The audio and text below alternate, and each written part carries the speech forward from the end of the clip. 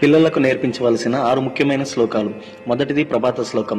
కరాగ్రే వసతే లక్ష్మి, కరమధ్యే సరస్వతి, కరామూలే స్థితః గౌరీ, ప్రభాతే కరదర్శనం. రెండవది ప్రభాత భూమి శ్లోకం. సముద్రవసనే దేవి, పర్వతస్థన మండలే, విష్ణుపత్ని నమస్తుభ్యం, పాదస్పర్శం క్షమస్వమే. 3 స్నాన శ్లోకం. గంగే చ యమునే చైవ, గోదావరి సరస్వతి, నర్మదే సింధు కావేరి, జలేస్మిన్ సన్నిధం కురు. 4 నమస్కార శ్లోకం.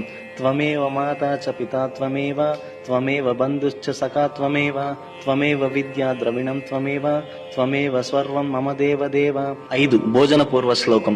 అహం వైశ్వానరో భూత్వా ప్రాణినాం దేహమాశ్రితః, ప్రాణాపాన సమాయుక్తః, పచామ్యన్నం చతుర్విధం.